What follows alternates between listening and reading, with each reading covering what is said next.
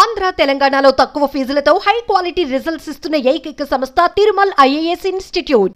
Hyderabad Choutuppal police station పరిధిలో మహిళపై అత్యాచారం చోటు చేసుకుంది. రన్నింగ్ ప్రైవేట్ బస్సులో ఈ నెల 18న ఈ ఘటన జరిగింది. అయితే ఈ ఘటనపై ఈ నెల 21న చౌటుప్పల్ పోలీసులకు బాధితురాలు ఫిర్యాదు చేయడంతో ఆలస్యంగా ఈ ఘటన వెలుగులోకి వచ్చింది. కూకట్పల్లిలో ఓ మహిళా ప్రయాణికురాలు ఓ ట్రావెల్స్ బస్సులో ఎక్కింది. విజయవాడకు వెళ్లాలని చెప్పడంతో టికెట్ ఇచ్చిన కండక్టర్ ఆమెకు కూర్చునేందుకు సీట్ చూపించాడు.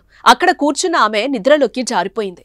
ఈ క్రమంలో అత్యాచారం జరిగినట్లు తెలుస్తోంది. అయితే బస్సు క్లీనర్ తన వద్దకొచ్చి తనపై అత్యాచారానికి పాల్పడ్డాడని బాధితురాలు పోలీసులకు ఫిర్యాదు చేసింది. ఎవరికైనా చెప్తే ప్రాణాలు తీస్తామని బెదిరించారని ఆవేదన వ్యక్తం చేసింది. బాధితురాలు ఫిర్యాదు మేరకు చౌటుప్పల్ పోలీసులు కేసు నమోదు చేసుకున్నారు. ఎఫ్ఐఆర్ ను కుకట్పల్లి పోలీస్ స్టేషన్ కు బదిలీ చేశారు.